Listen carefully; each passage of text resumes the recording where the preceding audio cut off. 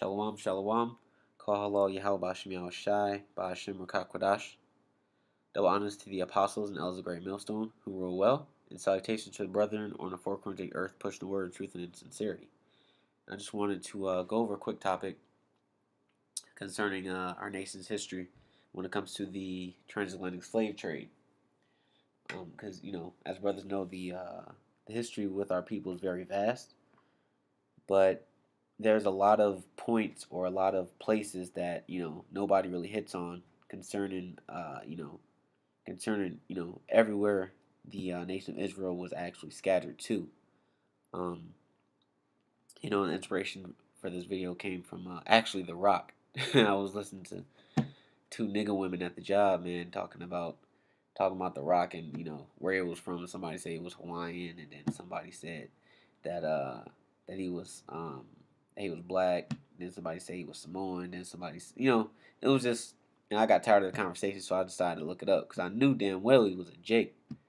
And so when I Googled him, or whatever, what came up was the Black Nova Scotians.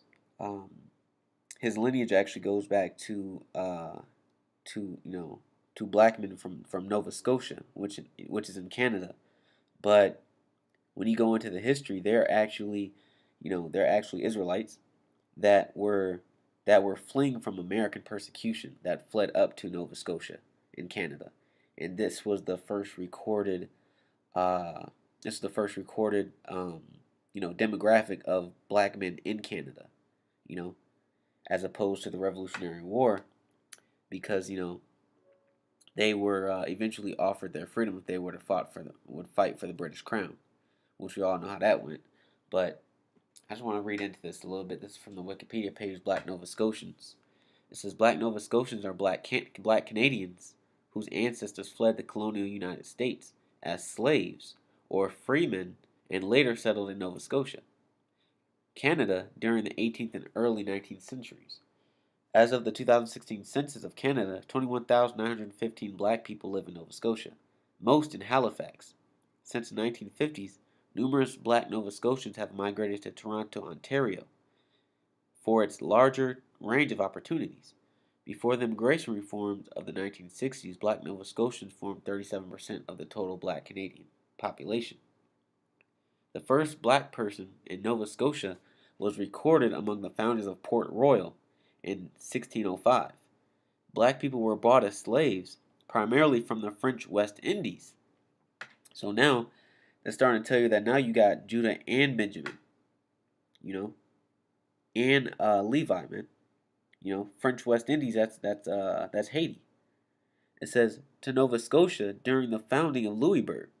The first major migration of blacks to Nova Scotia happened following the American Revolution, when the British evacuated thousands of slaves who had fled to their lines during the war. They were promised freedom by the Crown if they joined British lines, and some 3,000 African Americans were resettled in Nova Scotia after the war, where they were known as Black Loyalists. Now, the Black Loyalists, I did some research on the Black Loyalists, and they were the ones that were loyal to the British Crown. That's where you get, certain things up in Canada, like British Columbia. Those are regions up in Canada that are still technically owned by Britain. And Jake was actually fighting for Britain during the American Revolution, against America. And after the war was over, they got settled in those respective regions that were still owned by the British Crown, and up in Canada. This is the reason why you get Canadian Jakes, from acting on over to the sports world to music, because if you look up a lot of Israelites that are in different industries today, you can find out they're actually Canadian. It says, in this period, educational opportunities began to develop with the establishment of society for the propagation of the gospel of foreign parts in Nova Scotia. The decline of slavery in Nova Scotia happened in large part by local judicial decisions in keeping with those by the British courts of the late 18th century. And I just wanted to go into Deuteronomy 28 because we all know the scripture, verse 68. And the Lord shall bring thee into Egypt again with ships, by the way whereof I spake unto thee. Now, during the transatlantic slave trade, you had Jake going back and forth, man. Black flags and Native Americans going back and forth from Africa to America, but then you have all the European countries, man, and you have the Middle Eastern countries as well, and you even had the Asian countries take part in the transatlantic slave trade as well. So you got to remember that Jake was scattered all over the place, man. Jake went to damn near every known country in the world, you know.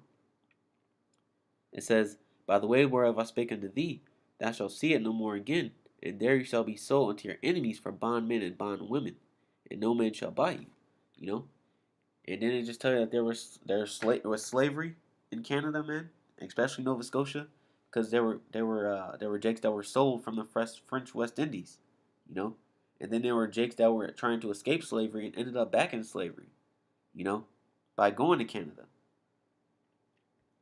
And I wanted to read an excerpt from Black Canadians. This is really a lot of information that I just read, but it gets a little bit more details as far as the Caribbean is concerned.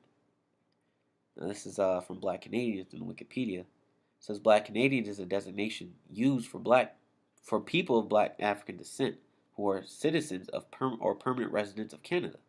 The majority of Black Canadians are of Caribbean origin, going back from the French West Indies, though the population also consists of African American immigrants and their descendants, including Black Nova Scotians, as well as many African immigrants.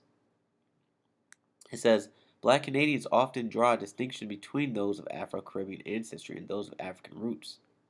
The term African Canadian is occasionally used by some Black Canadians who trace their heritage to the first slaves brought by British and French colonists to the North American mainland, promised freedom by the British during the American Revolutionary War.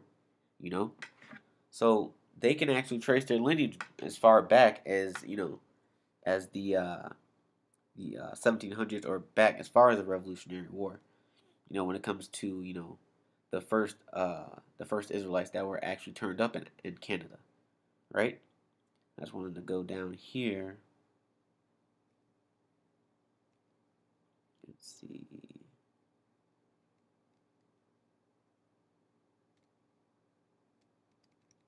Slovakia.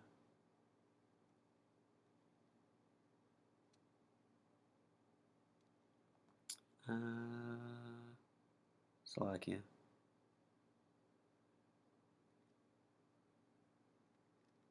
Wanted to get to the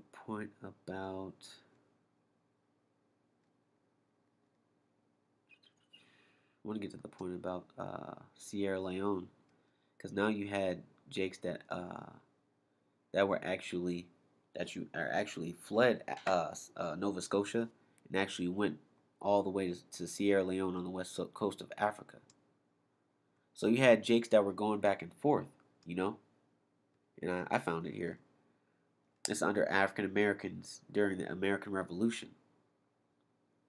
I'm gonna start at the third paragraph here. Brothers can go through this history and read all of it. It's actually really good. It's actually a really good read. Just to show you that Jake was everywhere, and Jake had opportunity to actually leave, and they were traveling back and forth, This is from the third paragraph here. It says, in 1782, the first race riot in North America took place in Shelburne. It says, white veterans attacked African American settlers who were getting work that the former soldiers thought they should have. Due to the failure of the British government to support the settlement, the harsh weather, and discrimination on the part of white colonists, 1,192 black loyalist men, women, and children left Nova Scotia for West Africa on the 15th of January 1792. They settled in what is now Sierra Leone, where they became the original settlers of Freetown. And if brothers know anything about Freetown, it's a town in Sierra Leone, off the west coast of Africa, that's actually populated by mostly Jake. And right now, I believe Freetown is being being ransacked by by the so-called Jews in the diamond districts. It says they, along with other groups of free transplanted people, such as the Black Poor from England. So now you got Jake's directly from England, man, settling in Freetown. That's why you get a lot of, when you actually go to Africa, or you see people from Africa, they actually have an English accent. You know, it says became what is now the Sierra Leone Creole people, also known as the Creole.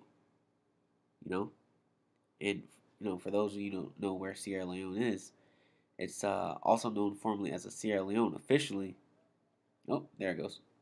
Officially, the Republic of Sierra Leone is a country in West Africa. It is bordered by Guinea of the north to the northeast and Liberia to the southeast of the Atlantic Ocean. And just to see if I can blow this up for you. So, let's see. So Sierra Leone is right here. Now, if you know anything about the transatlantic slave trade, this is actually one of the main places that they stole us from the west coast of Africa, man. Right here. So you got Jake that actually managed to go back to that spot, man. Go back to that port and settled there. You know.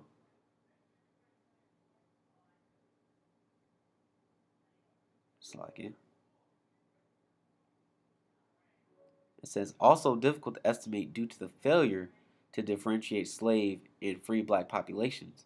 It is estimated that by 1784 there were around 40 black slaves within Montreal, compared to around 304 slaves in the province of Quebec. So now it's getting to other other regions of Canada where there are Israelites, man, that were descendants of slaves.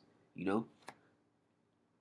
So now you're getting an idea that yeah, there are black people up in Canada, man.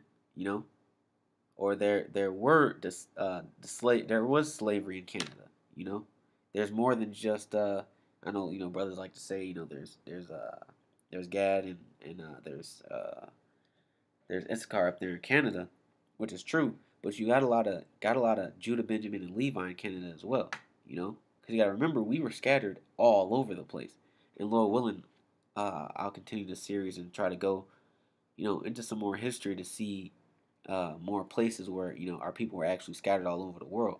You know, because well, matter of fact, because when you actually read, I was gonna read Joel 3, but you know, I got something else. Because actually, when you read Isaiah 11 and 11, it tells you that the Lord is going to bring a remnant of His people from all the four corners of the earth. Come on, there we go.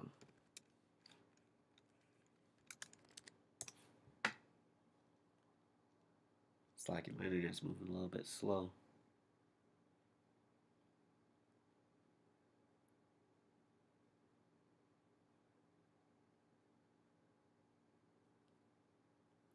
There we go. This is Isaiah 11 and 11. It says, "And it shall come to pass in that day that the Lord shall set His hand again the second time to recover the remnant of His people, a small portion, which shall be left from Assyria, and from Egypt, and from Pathros, and from Cush, and from Elam, and from Shinar, and from Hamath, and from the islands of the sea." You know, and He shall set up an ensign for the nations, and shall assemble the outcasts of Israel, and gather together the dispersed of Judah from the four corners of the earth. You know, so the Lord's got to pull His people out of every nation on the planet, man.